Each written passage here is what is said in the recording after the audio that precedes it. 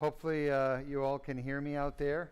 And I'm Dr. Ara Deuk, CEO and founder of Deuk Spine Institute. We are broadcasting spine surgery live from the operating room here at the Deuk Spine Institute Surgery Center Vieira, Tuesday, April 11th, 2023. And this patient is traveling here from England. Will you verify, Arias, that the live stream is live on the laptop? Sí, Are we live? sí. All right. Reminds me of Fun with Jack and Jane, if you've ever seen that movie. All right. Our patient is from England. She has 2 herniated discs, C5-C6, C6-C7, and she actually went to Korea, South Korea, to meet with the spine surgeons there at Woodall Hospital in South Korea. Now, I was originally trained on my cervical endoscopic technique from the founder of Woodall Hospital, Dr. Sang-Ho Lee, and Dr. Gun Choi, his right-hand man.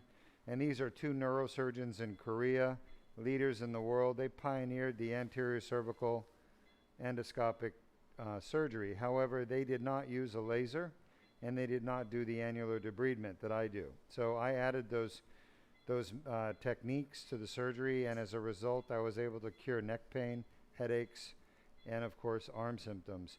Now, they did their surgeries with the patients awake, moving around. We do it with our patients asleep. So our patient's face is here. Can you see this, Arias, where I'm touching? Can you see the face here, Arias, where I'm touching? I need an answer. Yep.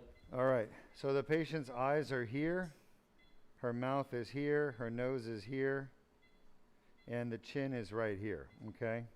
The middle of the neck, if for all to see, is right here.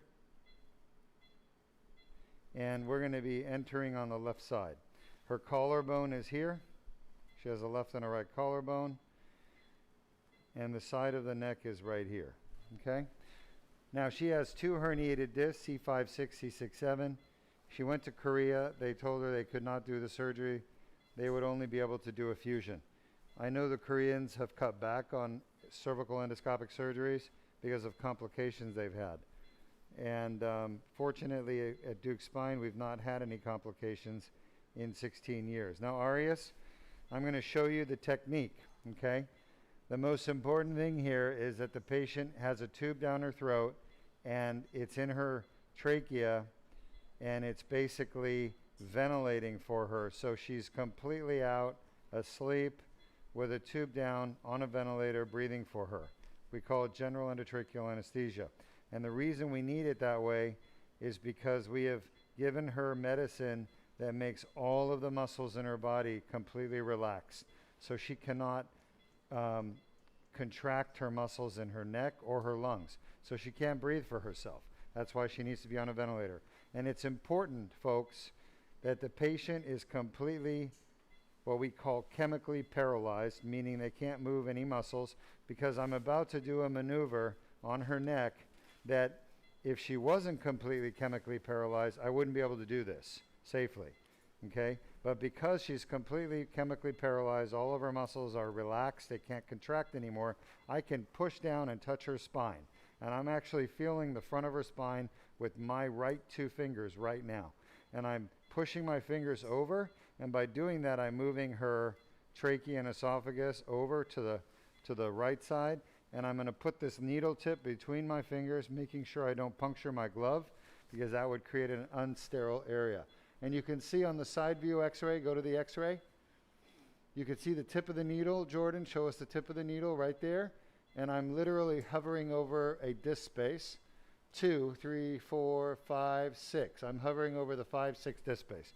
So I really want to start over the C6 vertebral body, just slightly south of where I am, because I'm going to want to slide my needle up and down 1 disc space. Shot.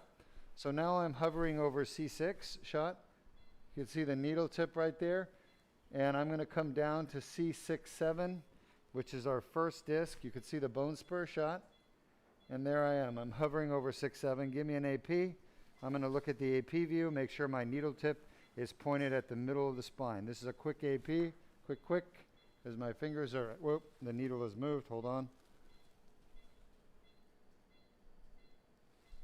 Jordan, a little quicker, shot. All right, we're way off to the side. That's why you have to check your AP. Shot.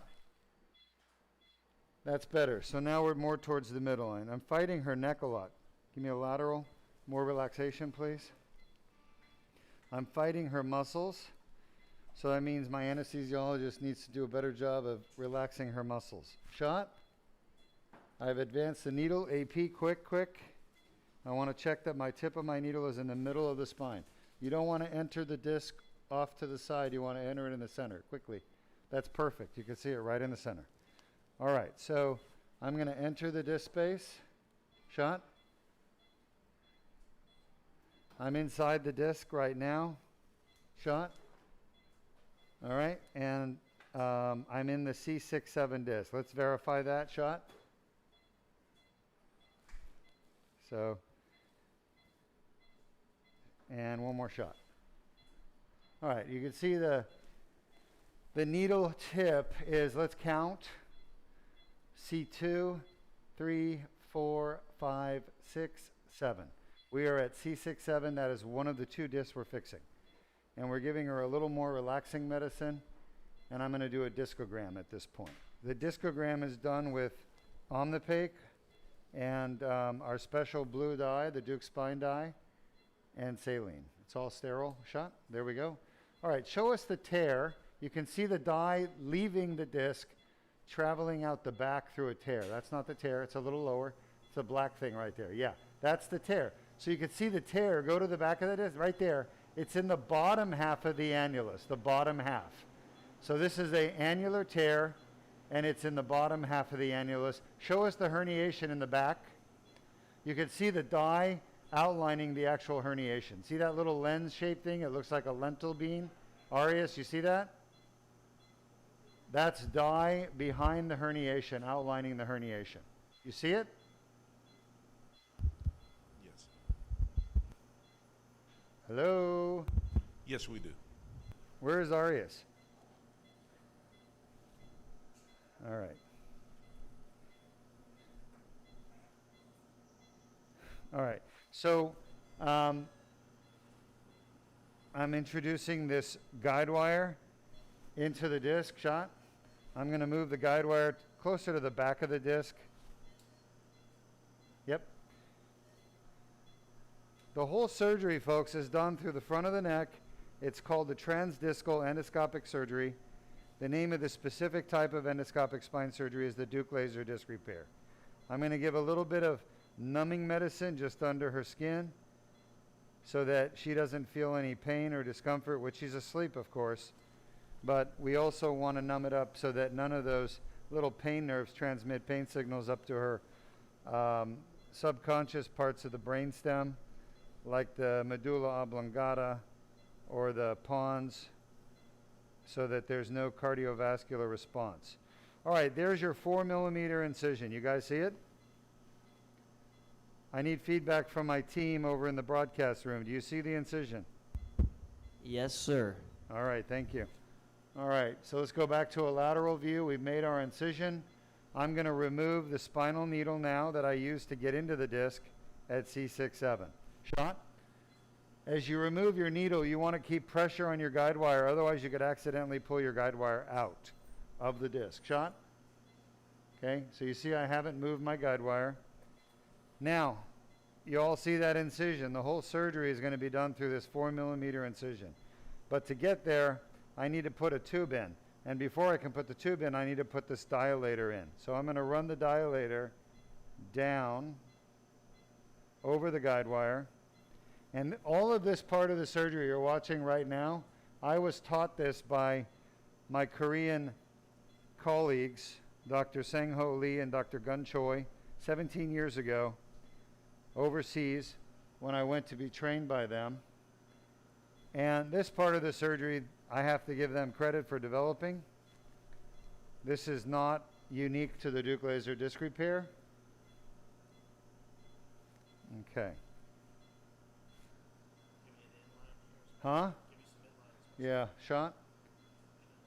I'm just passing some things. Huh? More relaxed, good. Shot. Interesting. Passing the cartilage.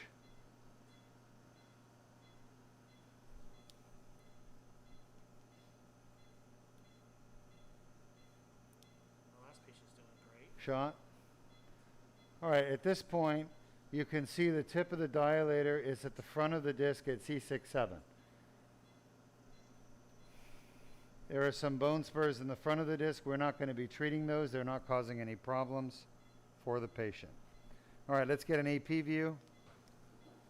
AP means front back. I want to make sure the tip of my dilator is in the middle of the disc. There's a ligament that runs down the front of your spine. It's called the ALL, anterior longitudinal ligament. Perfect. So look at the dilator tip, folks. Show us the dilator tip. There it is. And you can see we are literally right in the middle of the spine. Very good. Let's go back to a lateral view. You want to make sure the tip of the dilator is in the middle of the spine. You could be a little bit off to the side, but a little bit's not going to be a problem. If you get a lot off to the side, it is a problem. You can go about 5 millimeters off to the side. All right, now that I've positioned the tip of the dilator at the entrance to the C6-7 disc in the front, I'm going to push it through the fibers of the disc. I'm literally creating a small path through the annulus fibrosus. This is not harming the disc at all. I get asked that a lot. People say, aren't you harming the disc by going through? Take the guide wire out. Now I'm going to use a mallet to hammer the dilator through the disc to the back of the disc where the herniation is. So I'm passing through the disc. And this part of the disc I'm passing through is the jelly called the nucleus pulposus. It cannot be damaged by what I'm doing. It's not watery, but it is like a semi-solid liquid. Gelatinous? It's gelatinous and kind of like Jell-O. And so once we come out at the end of the surgery, it will go back together where it's supposed to, reform around the metal instrument as it exits. So there's no damage being done. I'm advancing the tube now. You guys can see the tube on the X-ray shot. And I'm gently just twisting it and pushing it, okay? Pushing it through. And now I feel the front of the spine right there. So the tube that we're doing this entire surgery through is it's called the tubular retractor because it's retracting the tissues and it's in the shape of a tube. Shot. Once again, this entire technique so far is what I learned originally from the founders and pioneers of this surgery in the cervical spine, Dr. Seng Ho Lee and Dr. Gun Choi, many years ago when my son was only 1 year old. He was just a baby. We traveled overseas with him, my wife and I, and met with these surgeons and learned this technique. And came back to the United States, and I started performing the surgery on patients with great success. Right, Arias? You like that? Yeah. Little bull rot reference with great success? Yeah. All right. Huh? Yeah, the dilator tip's moving a little, which is why I'm going very slow. You got to keep an eye on the tip of the dilator. If that thing starts going into the spinal canal, show us the tip of the dilator. You guys see the tip of the dilator right there, okay? You do not want it going really much further back. It can go back a little bit. Show us how far back it can go. Right to about, a little further, right to about, a little further, right about there. But anything past that, you're going to make contact with the spinal cord. The spinal cord lives in that space, so we don't want to damage the spinal cord. That's what, unfortunately, the Koreans did on many patients that I heard about, and that's why they stopped doing the surgery. All right, you see the dilator coming back a little bit there? That's because the tube is now in position. It's starting to spread apart the bones, the vertebral bodies. I'm going to advance the dilator just another few millimeters, and then I'm going to reposition the tube a little bit further. Sean? So I'm going to go in a little bit.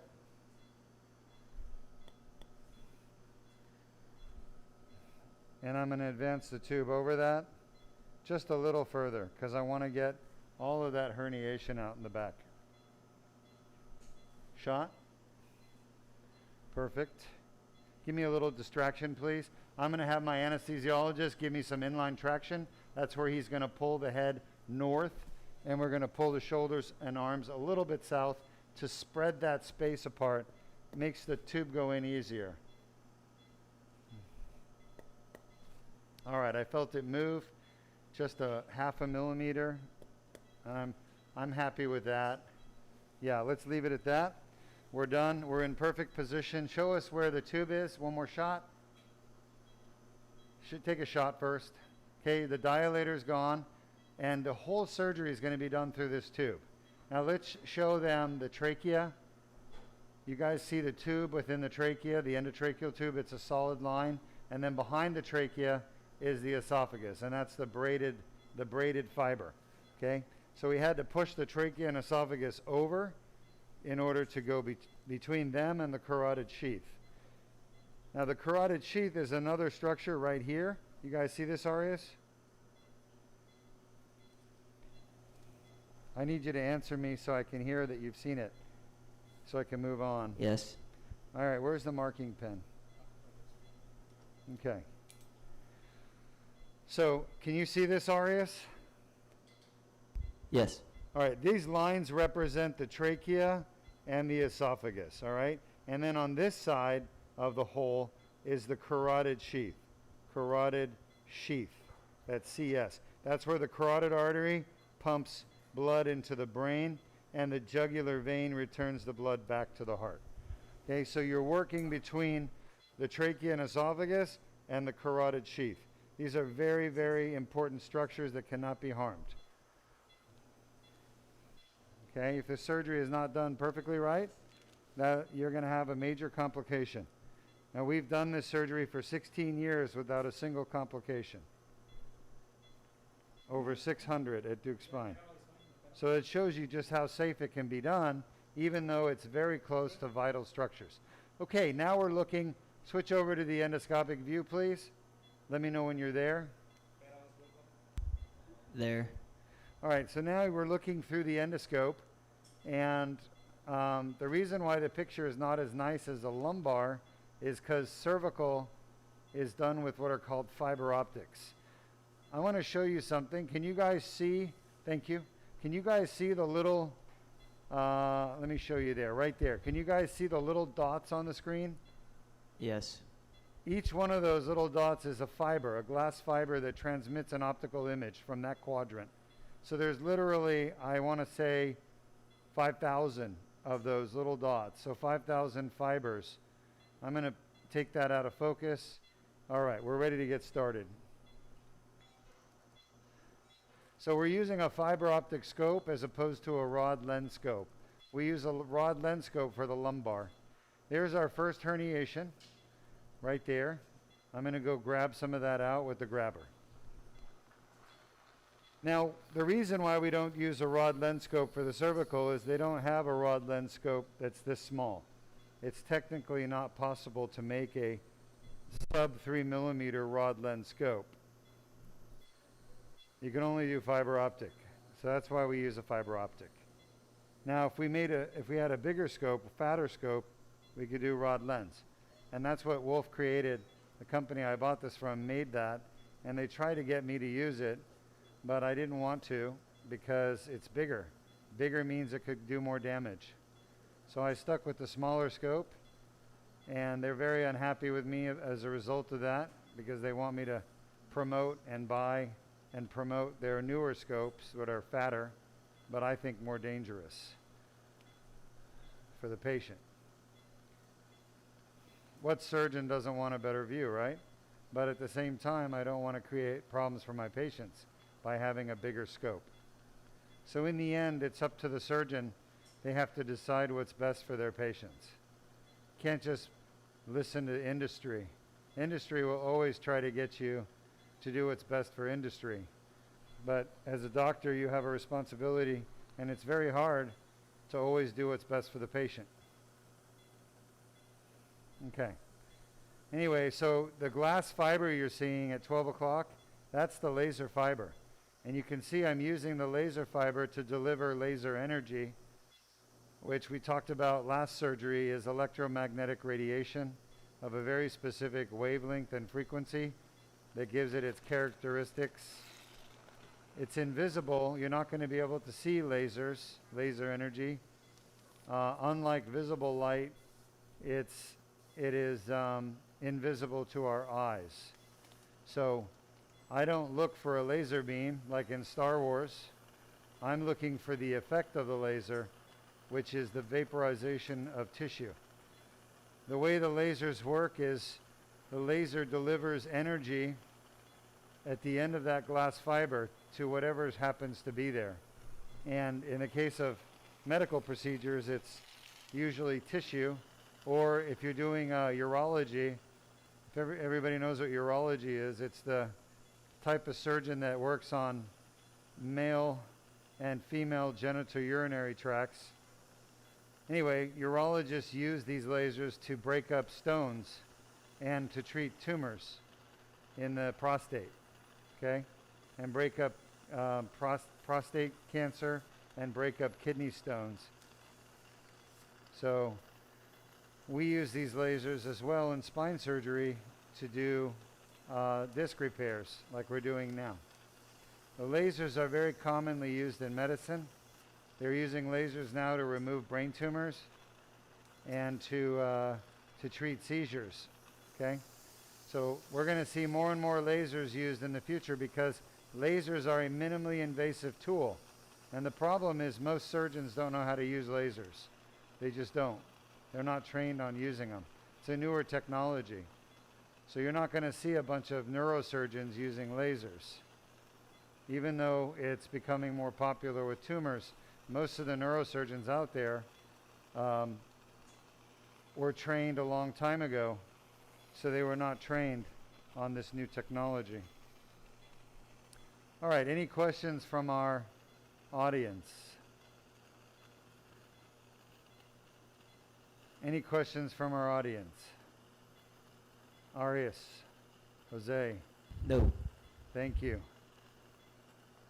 So for those of you watching, we've been talking about where I learned this technique from, and I explained to you that the beginning part, the placement of the needle, the placement of the guide wire, the tube, and the endoscope, they were all taught to me overseas by Korean spine surgeons, neurosurgeons, as well as a German neurosurgeon, Dr. Sebastian Reuten, okay? But what I'm doing right now, using a laser to do what's called the annular debridement. By the way, there's a piece of herniation right there, and I'm removing the posterior longitudinal ligament so I can get that herniation out. Right here. You see that? Pretty damn cool. That's sitting on top of the spinal cord. Okay, at the back of the disc. You can see the herniation right here, heading out through the tear in the back of the posterior ligament. Sitting on top of the spinal cord. We're going to get this out. If Henry was here, we talked about this last week, decompression. But you see the granulation tissue. You guys see the pink stuff? All that pink stuff is inflammatory tissue from inflammation. That's where her pain's been coming from. Okay? Huh? Now, one of the things this laser does that's extremely important, you guys notice how the laser creates a pulse, like a wave? Like everything's jiggling in there, like if you've ever watched those really old animations, you know how all the cartoon characters kind of jiggled around a lot? That's what's happening, because the laser not only releases electromagnetic radiation, but it also creates a pressure wave, a pulse wave, okay? And that pulse wave shakes the water violently and the tissue as well. It's kind of like a sonic boom when a jet goes by. It's super. There's a piece of herniation. Oh my God, that was awesome. It just blew out. That was sitting on top of her spinal cord in the epidural space. Okay, very cool. There's more herniation here. Remember, the bad stuff stains blue. So we want to make sure we get out as much of the blue as we can. But also the bad stuff doesn't stain blue because scar tissue stays white. And we want to get some of that scar tissue out as well. And the granulation tissue, the inflammatory tissue is pink. So the blue stuff is nucleus pulposus that's degenerated. This is where all of this poor woman's pain's coming from. Now she asked me, am I going to get rid of bone spurs? See this edge right here? That's the back edge of the bone at the back of the disc. There really are no major bone spurs here. Not like the last surgery we did. All right, any questions from our audience? No.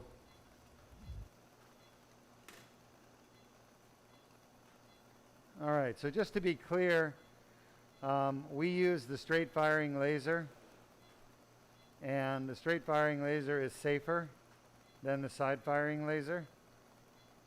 It shoots forward. You can actually see with your eyes what's shooting, right? You guys can see it, right? But a side firing laser has a couple of problems. Number one, they're bulkier, so they take up more space, and they can actually injure the spinal cord and nerves by putting pressure on the spinal cord and nerves. Number two, the side firing laser shoots a beam to the side where you really can't see what it's shooting.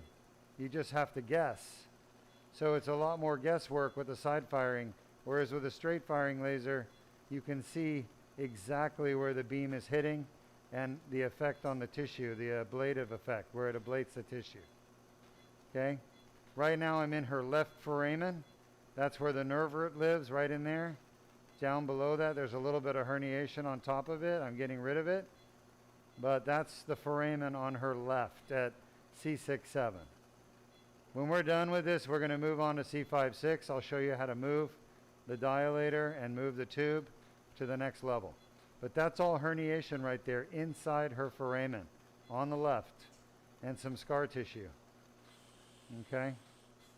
You want to be careful not to damage the nerve root. The nerve root's going to be just underneath that stuff right there.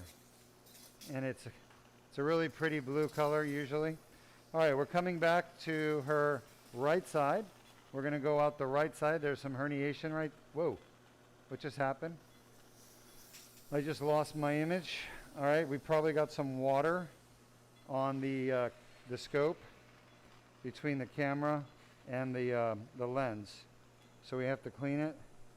Let's get a cleaning on that. Can we have the lights on, please? Yeah, turn the light on. Thank you. You see what we're doing here, Arias?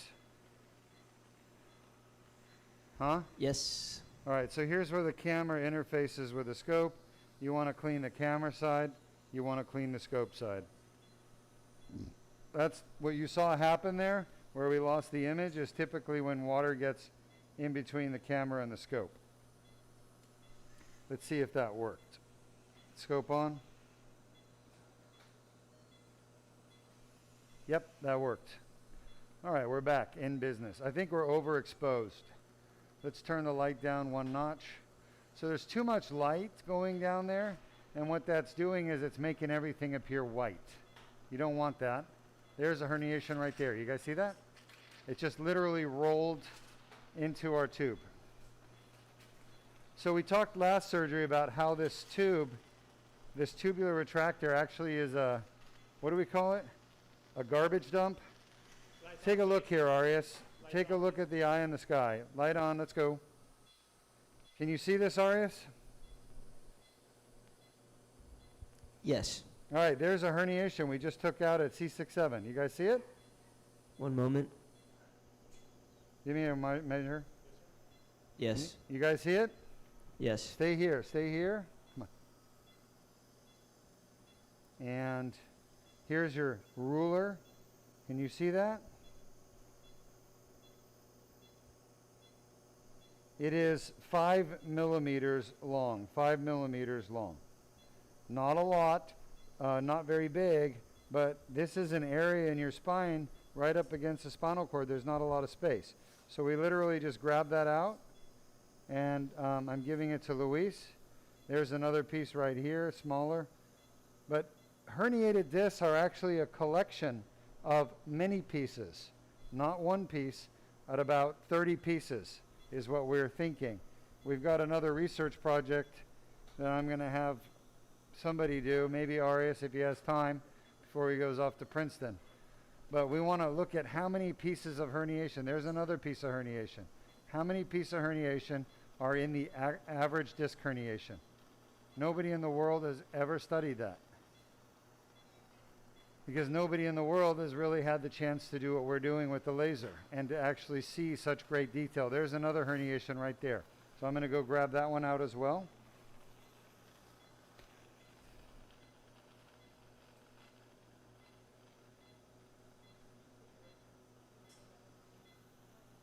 Didn't get it?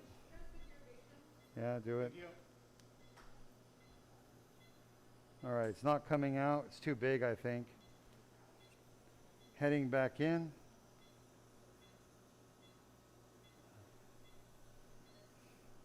So I couldn't get that herniation out, but I'm going to have to break it up into littler pieces. That's what I'm doing right now. See that? It's saying, no, don't kill me. Leave me alone. I want to stay here. Sorry. We're on a mission to get rid of you. There's another piece of herniation. Remember, each of those pieces happened at a different time. So people think a herniated disc is a one-time event. It's not. It's a multiple fragments. It's like opening a bottle of toothpaste and squeezing out a little bit, and then the next day you squeeze out a little more, and the next day you squeeze out a little more. And over time, that collection of toothpaste outside the bottle gets pretty big. It gets to be a pretty big mass. And that's what happens with a herniation. Eventually it gets so big that the patients are in constant pain and they just have to come and get it fixed. What is it? What's going on? Jordan, everything okay? Jordy? Any questions from our audience, Arias? Yeah, just one. Sure. Actually, no. Is this from Chungo Stevens? Yes. Or is this from... or is this from Posy Posy or Pezzy Pezzy? Pang Pang. Thank you. Is Jose over there allowing you to do all this stuff? Yes, I am. Is that him that I hear? Yes. We're having some fun. All right. It's always good to have fun. There's some more herniation right there. Notice how it's staining blue. That's because it's a recent herniation. Like not as in a week ago, but more like probably 3 months ago. The more recent herniations are not as scarred, and they're more blue. A really, really recent one would be soft and blue. That would be probably like a few weeks old. Okay, so this is going to be a really interesting disc to fix. I'm going to tell you why. You guys see those fibers right there, the white thing? That is the posterior longitudinal ligament. And clearly there's still herniation behind it. So we're going to have to take down the PLL, which is not a common thing to have to do. And it's literally putting us right over the spinal cord. So it's kind of no man's land, so to speak.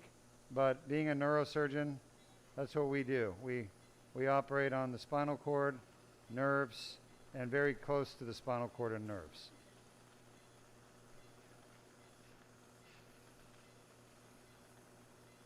We're the only doctors in the world really trained to do that. That's what neurosurgeons do. Brain and spinal cord and nerves. Any questions from our audience?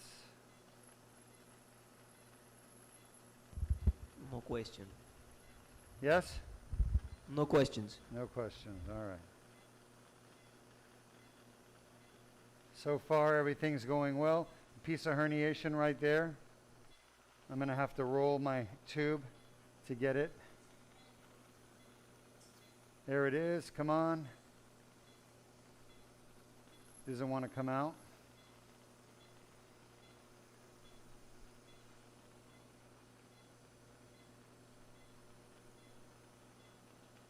So the reason I'm able to float these out is I've got some irrigation going on down here. Irrigation is saline, normal saline.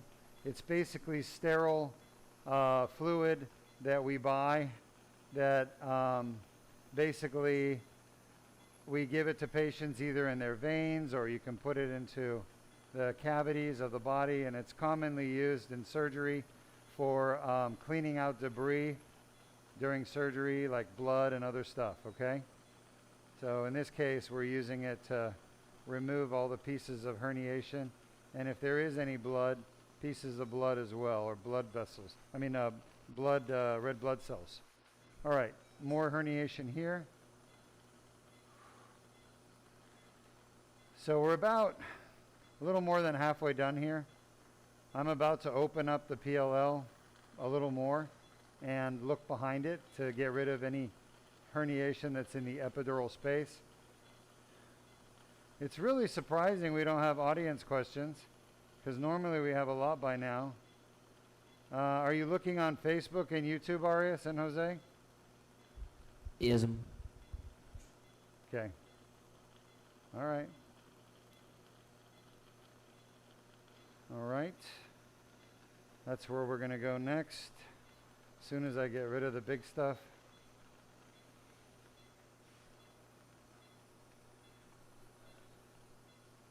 This is all in the foramen, right on top of the nerve root. Since this is the C6-7 disc, this will be the C7 nerve root on the right side. And there's our tear in the middle. You can see there's still some herniation there. So we're going to go get that out right now. And why am I seeing so much of this disc material coming around the tube? But it's definitely blocking my view. So I've got to go and get it. Let me see if I can advance my laser a little further so I can get rid of that stuff.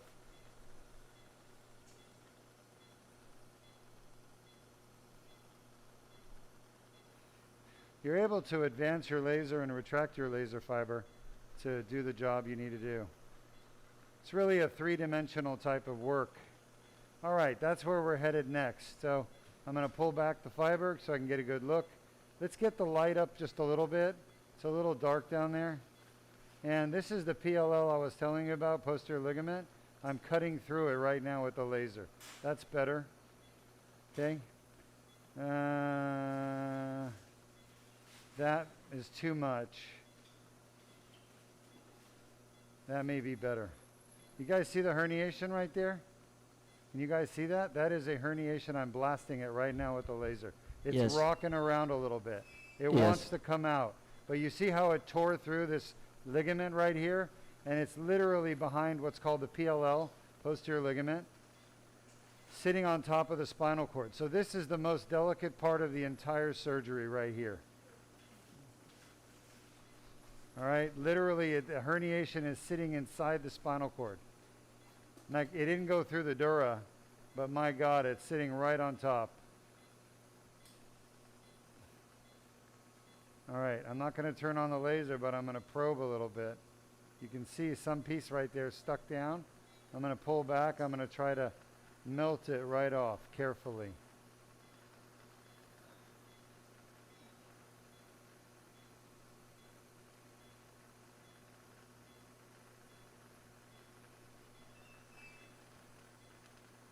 All right, laser's off. I'm going to sit here and play with it and see how much is really left there.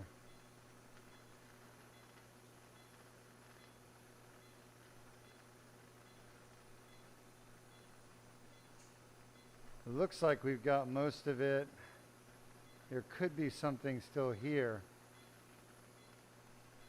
Really hard to tell. It looks like it's still digging in there, right? You guys see that?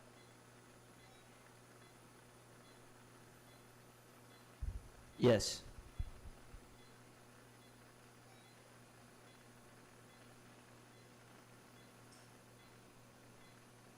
Wow. That's definitely posterior ligament. This stuff's starting to crowd me. Got to get it out of the way. You can see all the inflammation. It still looks like we have some ligament right here I'm going to have to take down with the laser.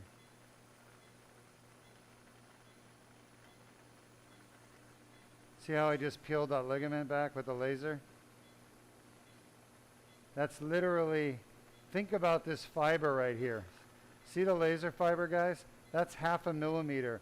So if that laser fiber is 1/2 millimeter, I'm literally peeling 1/10 millimeter of this ligament off at a time by just being super careful and advancing just so little.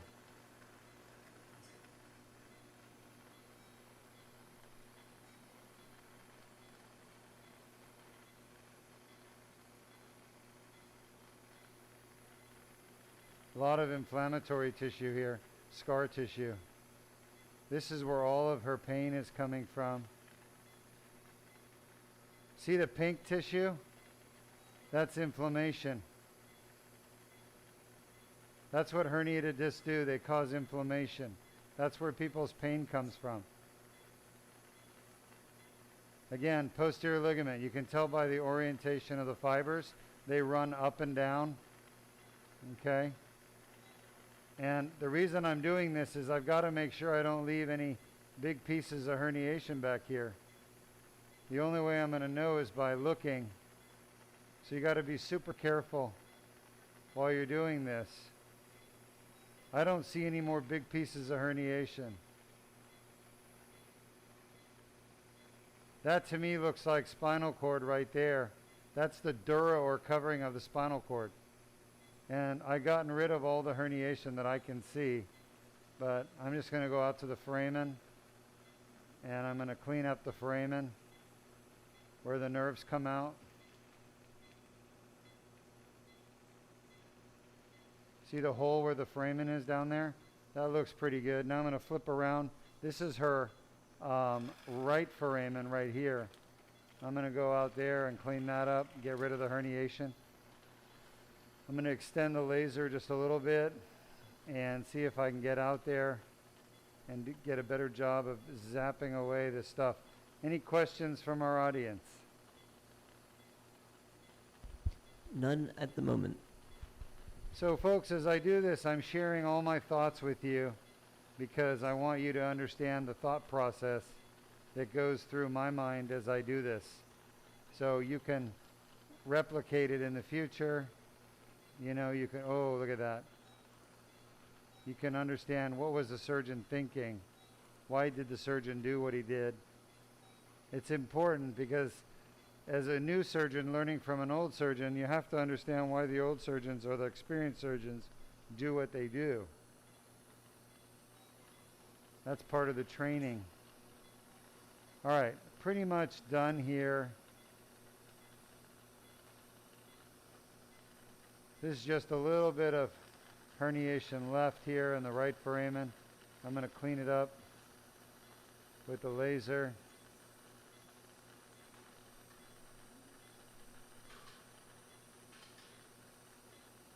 I don't see a lot of anything putting pressure on the nerve. The nerve is buried underneath here.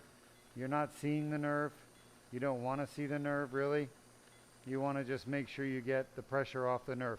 All right, I think we're done here. I'm going to flip back one more time and look this way. I don't see anything. I've cleaned all the herniation out from the back of the spinal cord. A few weeks ago, we saw a nice nerve. There's the spinal cord right there. You guys see it? I'm bouncing on it, bang. And I'm not putting much pressure, but you could see the inflammation that was here caused by the herniation. I'm going to try to get a little bit more of that out, but we're so close to the spinal cord, I don't want to cause any damage. You know, there it is. It's beautiful. I don't see any more herniation on it. Nice. I don't see any more herniations off to the side. I think we've got all the loose fragments out. What's left is normal nucleus, you know, just around the tube. So we're done. All right, so that's one down. We're going to turn on the lights. We're going to put in betadine. It's an antiseptic, kills any type of bacteria or fungus or protozoans, but we don't have any obviously, but we do it as a precaution. It's pretty standard in surgery to do a irrigation with some antiseptic. Now I'm going to rinse away all that antiseptic using sterile saline. Sterile means there's nothing living in it, no bacteria, no fungus, no microorganisms. Okay? So getting rid of all that stuff. And now we're ready to move from C6-7 down to up to C5-C6. We're second disc. Any questions? You guys see how small the incision is, right, RS? All right, let's move the fluoro in.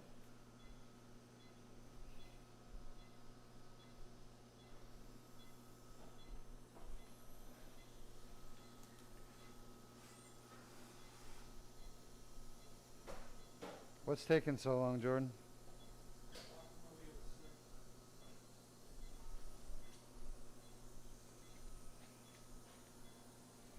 Okay. Arias, any questions? Boy. None at the moment. All right, so we're done with one side, one disc. Now we're going to remove the tube while I leave the dilator in place. So here we go. Shot. I'm going to watch. I want to make sure that I stabilize the dilator so it doesn't come out and doesn't go forward. Shot. You don't want the dilator moving in or out. If it moves in, you're going to have a problem. If it moves out, you're going to have a problem. Shot. So right now I'm coming out with the tube. Shot. Perfect. I'm going to give the tube to Luis. And the next thing I'm going to do, folks, can you guys see this, by the way, Arias? Right here? Can you see this? Yes. Hello? All right. So this is a 4 millimeter incision, and there's no bleeding. This is a pretty much bloodless spine surgery. You're not going to find bloodless spine surgery anywhere else. Shot. I'm going to move this dilator out of the C6-7. I'm going to move it up to C5-6. Everyone agree? Shot. You need to do it under fluoroscopic guidance. I'm just about out. Shot. I can feel I'm right at the edge, and you cannot lift the tip off the spine. Shot. So as soon as you come out, you have to plant the tip down.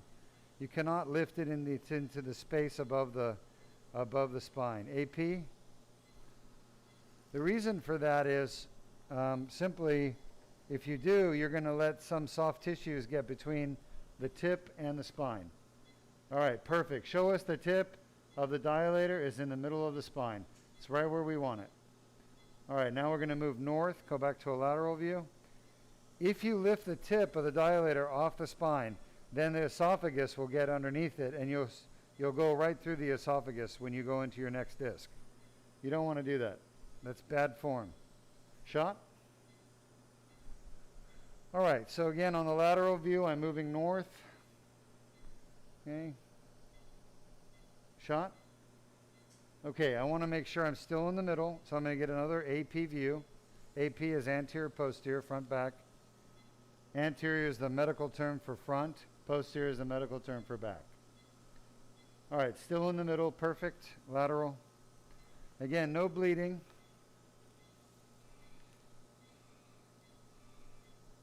And I'm just slowly taking my time moving up to the next disc. 2, 3, 4, 5, 6.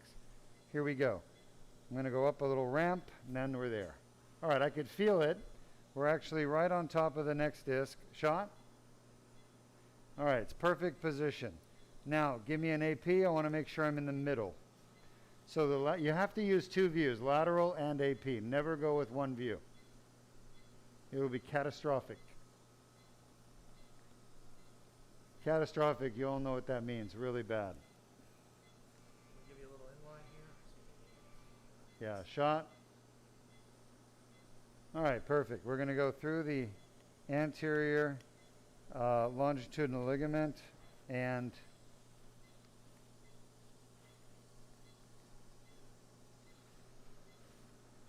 is that where we are? Shot?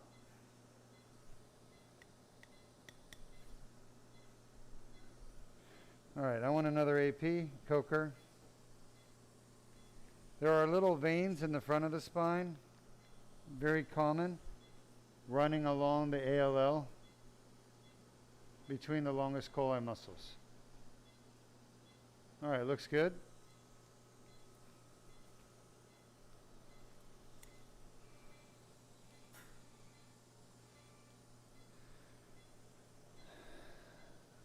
Ready? Shot? All right, I'm kind of sliding along the end plate there. I don't like that, but it's okay. Take that. I'm going to pipe clean so we can get our dye in. Shot. Shot. All right, good. So I got all the disc material out, and then we're going to do a discogram. I can still get it in the hole. Shot.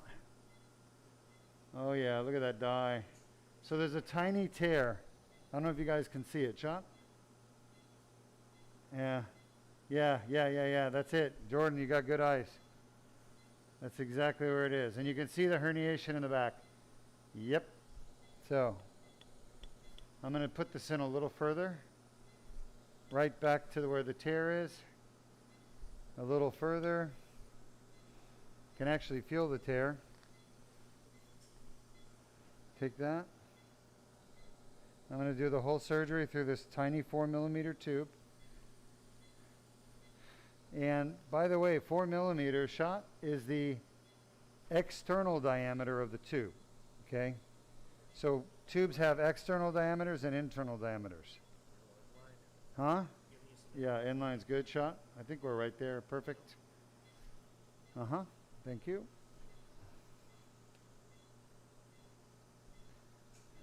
The internal diameter of this tube, shot, is around 2.8 millimeters, just under 3 millimeters.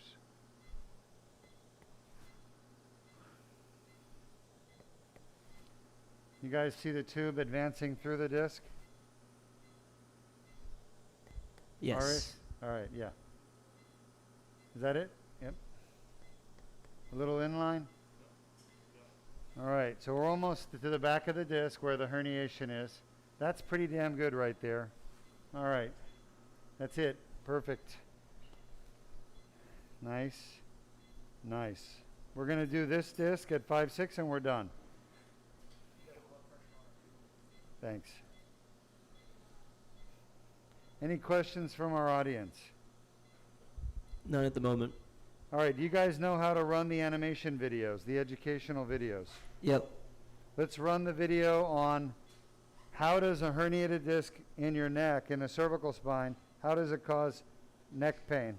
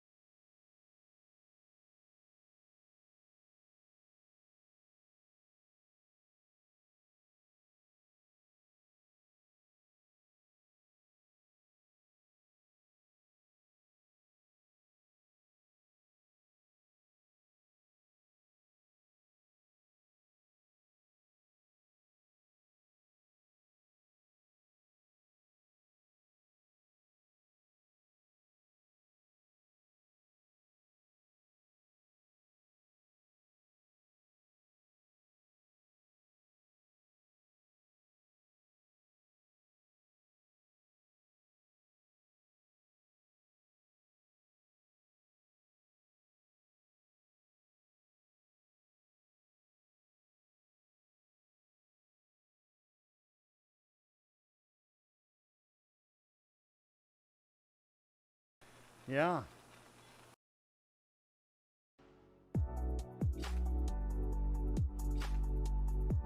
Pain signals travel up the nerves to the brain, causing localized neck pain.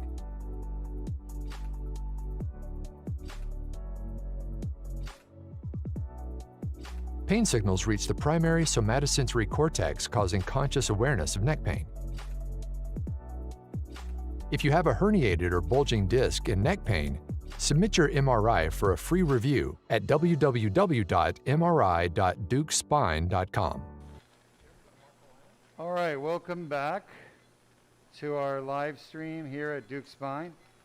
One more thing, you have to be careful. Never push the tube in with your hands, because you could end up pushing it in and then you're in the spinal cord, and you don't want to do that. It's very, very, very bad. So we were just talking about our patients today. This patient is from England. The last patient was from Washington. And the next patient is from Texas. And the last surgery of today will be from Arkansas. So we have England, Arkansas, Texas, and Washington. Talk about medical tourism. Patients traveling from around the country, around the world, to Deuk Spine Institute, because we offer treatments that nobody else in the world does. And more importantly, the treatments, it's not just the fact we do these treatments, it's how we do them. It's the fact we do them safely, outpatient, with no complications, and people can go back to a nice quality of life very soon after their surgery. Okay? God, peace of mind is so important for people. When I go for a medical procedure, I always worry, am I going to have a complication? Is this doctor going to hurt me? Am I going to come out worse? And with spine surgery, it's very common for patients to come out worse, coming out of surgery than going in. And that's not true at Deuk Spine Institute. So what you're really getting when you travel here is peace of mind, knowing you're going to get the best surgeons in the world, doing the best surgeries in the world, and doing it without problems. You know, knowing that you're going to leave the way you came and not have problems that, you know, a lot of patients get with other surgeons and other procedures. This is truly going to be the future of spine surgery you're watching right now, right here today at Deuk Spine. All right, so you can see the laser is ablating the herniated tissue. By the way, that orange color, that's calcium. That means that that part has been there for a while. So that doesn't happen right away in a herniation. A fresh herniation does not have calcium. That takes years. So that part of the herniation is from years ago. Okay? So I'm seeing a mixture of parts that are recent and parts that are old. And again, that goes in line with the herniations. A true disc herniation is not a one-time event. It's a 15, 20, 30, 40 time event. It just depends on how many fragments you actually have in there. Man, this disc is going quick, Dr. Berndes. Okay, good. I'm thinking, my God, look at that. That's the foramen right there. You guys see how the ligament wraps around right here? And all this is herniation sitting on top of the nerve. Look at that herniation coming out. Beautiful. That was on the right side. Her right arm was what was bothering her. By the way, she's a really interesting person. I can't tell you about her because of HIPAA, but she does some really interesting things in England. See that right there, folks? That's the nerve. And this stuff was sitting on top of it. So we did the right thing here in getting rid of it, getting the pressure off the nerve. Oh, yeah, baby. Look at that. Big rupture. My God. All this stuff just crushing her poor nerve. Any questions from our audience? Gonna get these pieces out. None at the moment. All right, thank you.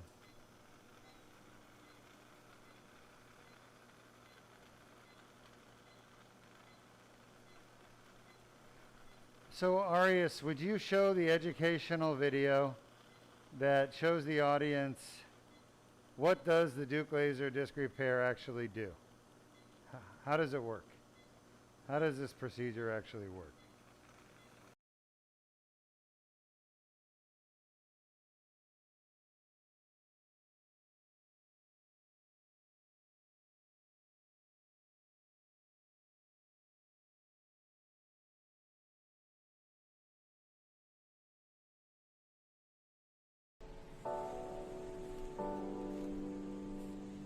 The inflamed annular tear causes neck pain. Inflammation of the nerve roots causes arm pain. A Band-Aid-sized skin incision is made. A small tube is inserted without damaging the bone or soft tissues.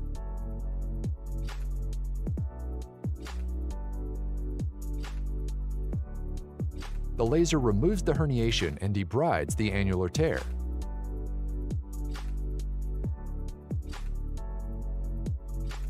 The annular tear heals on its own. It can take up to 12 months.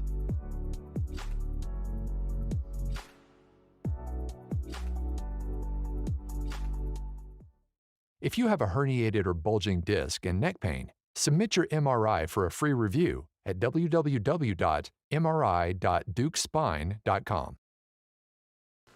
All right, we're almost done. This is C5-6, and I want to tell you, I actually reached out to one of my mentors, the most important mentor, besides my own father, yesterday, and I got in touch with him. I've talked to you about Dr. Marty Weiss before. Dr. Weiss was my mentor at USC in Los Angeles, Department of Neurosurgery. He was the chairman, and he was gracious enough to take in a kid who he didn't know, but got to know over time, and he became my advisor for neurosurgery. I remember meeting with Dr. Weiss in his office for the first time over at County Hospital, Los Angeles, and telling him of my interest in neurosurgery. And he asked me, what is it about neurosurgery that you see yourself doing in the future? And I think he expected me to say, I wanted to be a cerebral vascular surgeon and clip aneurysms, treat AVMs. That's kind of what, neurosurgeons are known for, taking out brain tumors. But I surprised him when I told him I want to help people in pain. And at the time we had a discussion, he said, don't talk too much about that on your interviews. And so I didn't. But Dr. Weiss, here I am, 20 years after training, and I'm treating pain. And what's remarkable is that we found a cure to curing neck pain and back pain. And it's found by a neurosurgeon, somebody you inspired and assisted and helped. Dr. Weiss, I told you about in the past, was the chairman of the Neurosurgery Residency Review Committee. And the Neurosurgery Residency Review Committee's job was to go around and make sure neurosurgery training programs were doing a good job training residents. All right, Dr. Weiss, this is the scarred up posterior ligament, the surface that faces the back of the disc. We lost our image due to irrigation, but we're pretty much done. And we were just looking out the foramen there. Lights on, please. On the right side at C5-6, so we were looking at the C6 nerve root in the neural foramen, just covered by a little bit of the foraminal ligament. I'm going to share this video with Dr. Weiss. I was able to connect with him yesterday. I know he's still working at 84 years old. He's still teaching because he loves teaching. And I kind of see myself doing the same thing. So you continue to inspire me, Dr. Weiss, even at the age of 84, after all the years of working with various neurosurgery giants in the field of neurosurgery in America and the world. You continue to inspire this student who showed up in your office one day and asked you for your help. All right, we're all done. I'm going to take the tube out. And just for orientation, Arias, can you see this? Yes. All right, so we are in the front of the neck. This patient would have had an ACDF or artificial disc otherwise, but she came here to Deuk Spine to get endoscopic surgery. And I'm going to put a little bit of pressure, and I'm going to remove the tube. We've lost about maybe half a cc of blood, maybe 1 cc of blood. this whole surgery. And that's pretty typical for the Deuk laser disc repair. Generally, we lose about a cc or 2, which is really nothing, folks. There's no scar tissue except for the skin incision, which is 4 millimeters. All the structures below the skin are spread apart by a dilator, not cut, not damaged. And patient's pain is typically gone immediately. When they wake up, they notice it's gone. Of course, there'll be a little discomfort from the surgery, but there'll be no dysphagia, no odynophagia, no hoarseness like you get with other surgeries. Okay, there's the incision. Let's show everybody. It is a 4 millimeter incision. You guys see that? Arias? Yes. 4 millimeters. I got big hands, so it's hard to tell. Anyway, we're going to put a Band-Aid on there, and we're done. She's going to go home today in about an hour, and then she'll fly back to England tomorrow.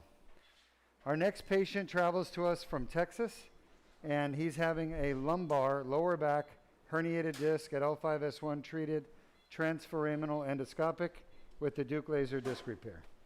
Thanks for joining us. Arias, you guys can go ahead and end the broadcast if there's no questions from the audience.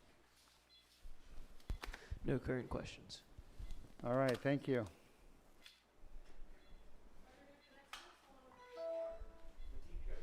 Oh, okay. Yeah, thank you. My bad. I remember we're doing the smaller case last.